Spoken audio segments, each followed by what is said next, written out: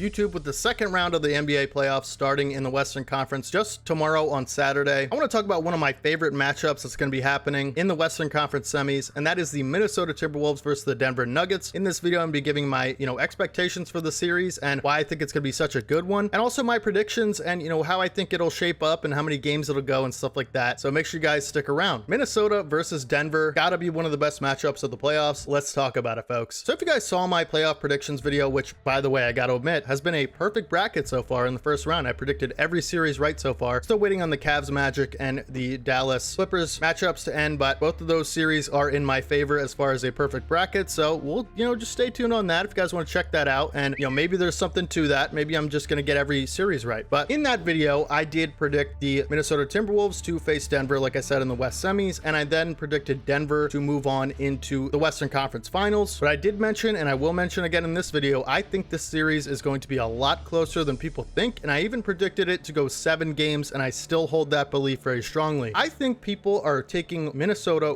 way too lightly as far as their hopes to reach the Western Conference Finals or the Finals or just their, being a contender in general. I think they are super slept on, and here's why. Number one, everyone knows that if you want to make it to the, out of the West, you gotta go through Denver most likely, right? I actually think Minnesota, of every single team in the West playoffs right now, have the best matchup on paper against a team like Denver. Not only do you have the #1 defense in the entire NBA, and not only if you watch the Phoenix Suns series where they playing their absolute best basketball that entire series, I predicted them to win that pretty quickly, but I didn't think they would sweep the Suns. They looked amazing, Minnesota, in that series. Their game is clearly translating to the playoffs, right? And a lot of people think that their offense is a little stagnant at times and might not be the best to compete with a team like Denver, but I kind of disagree. I think their offense is just good enough to compete with a team like Denver, and I actually think this series is going to be a super volatile series in terms of how we're going to be able to predict things, because like I said, the Timberwolves have a little bit of inconsistencies offensively with some of their players and the group as a whole. No one's going to say they're an amazing offensive team by any means. I think they're pretty average or maybe a little bit above average because of the Anthony Edwards and Karl Anthony Towns factor, but their defense is the main priority here, right? And I know at the end of the day, you can have the best defense in the world against a guy like Jokic and against a guy like Jamal Murray, those two in particular for Denver, but if you look at the matchups, man, this is pretty favorable in terms of how favorable can your matchup be against Jokic and Murray? But as far as, across the league goes, they actually might have the best shot at it, Minnesota. So Jokic is a offensive genius and an absolute nightmare. There's just no matchup that's going to be able to really even be that effective on him. You could take a smaller defender like Bam Adebayo last year in the finals. Didn't work because it's kind of the LeBron James type conundrum, right? If you take away, Jokic's scoring, right? And you say, we're going to rely on everyone else on that team to make all the shots other than Jokic because he's just too good as a scorer to be able to keep up with. And if you make guys like Aaron Gordon, MPJ, and KCP make big shots, then that's a better chance than Jokic doing it, right? I get that. That's the one strategy, right? Doesn't work at all because Jokic is just going to adapt to that. Probably the best passer in the league right now, or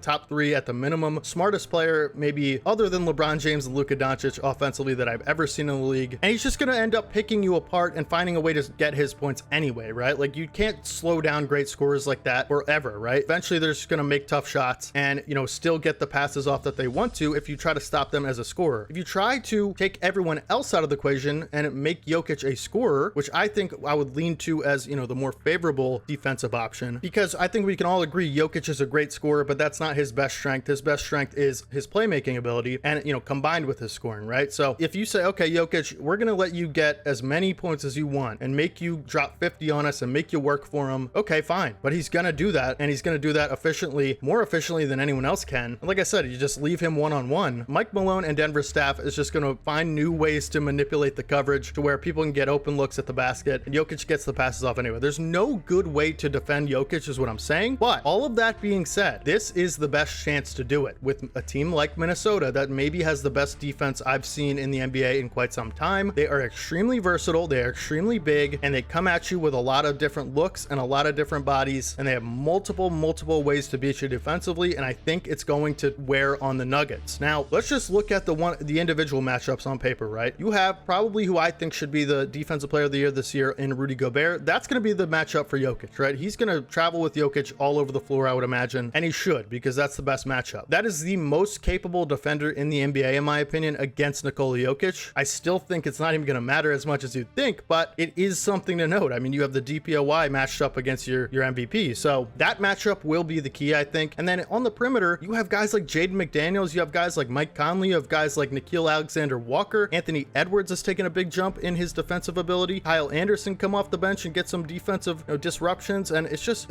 I'm telling you, man, people are underestimating Minnesota's ability in this regard. And the Nuggets are going to have a really, really hard time against Minnesota. Probably the hardest defensive matchup they'll face in the entire playoffs this year and last year, right? I don't know if you guys remember last year, but, Denver had one of the toughest series they've had en route to their, finals run against Minnesota. Other than Phoenix, I think Minnesota actually had the best series against Denver in the first round, and they were a play-in team. So I'm telling you guys, the matchups for this series aren't as easy as you think for Denver. I know people think of Denver as this unstoppable unit that is just going to come in and just, 4-game everybody, Denver and 4 for everybody, but I don't agree with that. And especially in this series, I think people are taking Minnesota way too lightly. And I think you can't underestimate the ability of Anthony Edwards offensively at the end of the day, because Ant has a lot to prove this year, and he's doing it every single night. This dude is, I can't even speak enough about how great he's been this season and how slept on he is. I know he plays in small market Minnesota, but I don't think people really are seeing what he's doing this year, right? He has become the clear leader of this team. He has so much dog, it's like insane. He's basically Kobe Bryant 2.0 if I had to give a comparison. I know that's crazy to say and people are going to get offended, but I'm talking in terms of skill set and individual ability. His game reminds me the most of Kobe of anyone I've ever seen in the NBA. You could point to Kawhi Leonard, you could point to Jimmy Butler, but at the end of the day, I think Ant is a better comparison, and he is showing that early Mamba stage, in Kobe's career. I think that's kind of what Ant is looking like right now, and he's scary, man. You don't want to be in a close game against Anthony Edwards with the ball in his hands, right? And Denver's going to do a lot to be able to get the ball out of Ant's hands because, while Ant has really taken leaps in his playmaking and offensive leadership, I do think that's what you want to do. You want to trap him. You want to get the ball out of his hands. You don't want to let him get downhill. You want to force him into a lot of three-point shots and jump shots in general, and, mostly contested jump shots. I do think Denver has a really good matchup there. You have KCP and Aaron Gordon, who are, KCP is a great matchup for Ant, in my opinion. So Denver does a really good job at team defense and cohesion as far as defensively. I do think that is going to be a big factor as far as being able to slow Ant down. But I will say another thing Minnesota has up their sleeve is to be able to make Jokic work defensively. I mean, you're going to be able to get a lot of switches on Jokic with Karl Anthony Towns, with quicker guys like McDaniels and, Alexander Walker, who I haven't mentioned yet, is playing, unreal basketball, has really solidified his spot as a, elite 3-and-D role player, right? With some on-ball upside. That's probably your defender on Jamal Murray. But I guess what I'm saying is, people are taking Minnesota, the general theme of this video, right? People aren't really understanding yet until this series is going to happen, how much Minnesota is going to have an opportunity to be able to compete with Denver. I think people are really taking this lightly. I just don't think people understand or haven't watched Minnesota enough to really see how competent they're going to be able to be against Denver. Maybe more than anyone else in this entire playoff bracket left other than Boston, right? On the other side of the conference. So all I'm saying is I do have Denver winning the series because they're just the best team in basketball. And I think it'd be foolish to say that just because of these matchups and how Minnesota is playing that they're going to win the series, right? You give a Denver the benefit of the doubt in that regard when you have the best player in the world and the best two-man action in the world and probably the best,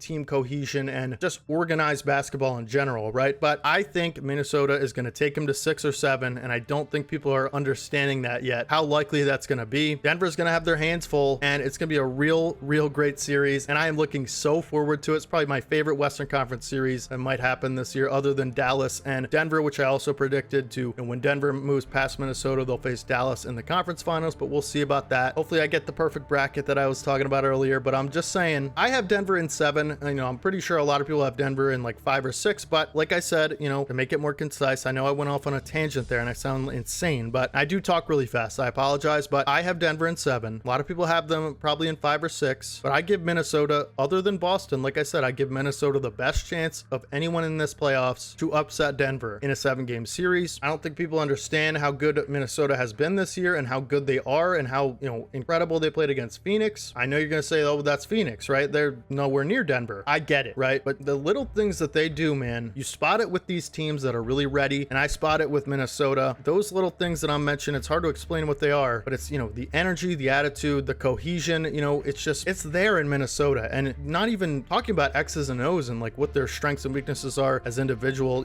team members and stuff like that, and just as a team in general. Minnesota has whatever that thing is that I'm talking about. We know Denver has it, but what I'm saying is, in regards to their Phoenix series, whatever that it thing is that I'm talking about, about translates from series to series. Doesn't matter who your opponent is. I don't care if it's the defending champs. I don't care if it's the most favored team in general. Minnesota's not going to back down, and they play exceptional basketball and maybe, like I said, the best defensive team that I've seen in quite some time. And I don't think you could discount that, especially when you have a guy like Ant who's just ready for this moment. He's waiting for it, man. Ant has an underdog mentality, and he's going to use that chip on his shoulder. People do that to, take out the favorite, to take out the, golden team, right? And Denver's the golden team right now. No pun intended. Denver Nuggets, gold mining, whatever. That is who they are right now. They are the team to beat, and no one's going to pick Minnesota. No one's going to give them a chance. But I'm telling you, teams like Minnesota and guys like Anthony Edwards, they look at that team hungrier than they're ever going to be to beat a team like Denver and prove the entire world wrong. That's what these guys love to do. You can disagree with my points. I'm probably making so many of them at a time. It's just, let me know down in the comment section who you have winning this series. What do you think? Do you think it's gonna be as close as I think? Because I think there's gonna be a lot of close games in this series. I trust, Minnesota maybe a little less in close games than I would with a team like Denver, because I trust Denver more than any team in the league with a close game, because they're just gonna make the right play every single sequence. But Minnesota's capable, and they're hungry, and they're looking to take down a team like Denver, and they have the ability to be able to do it. Denver, if they don't play their best for just a couple games in this series, it could be, their whole thing could be over, man. I think it's going to 7, and I think Denver wins at home, but I'm just saying, keep an eye on Minnesota, man. They're tough. I would not want to face a team like Minnesota in a 7-game series, especially with that smothering defense. We'll see what happens. Let me know down in the comment section who you think's going to win this series. I'm just super excited for this. I just love basketball, man, and I love playoff basketball. And now that my Sixers are out, I could just root for, who I want to root for, and just, watch it objectively and just kind of take a step back. And I just love this time of the year. So going to be one of the best series of the playoffs. I'm telling you guys right now. Drop a like on the video if you guys did enjoy it. It really helps out the video and helps new people find the video and the channel. So if you guys did enjoy it, make sure you guys do that and share it to everyone you possibly can, because we're trying to grow every single day, man. Make sure you guys subscribe, because we're going to be uploading videos just like this, maybe a little bit more concise and less,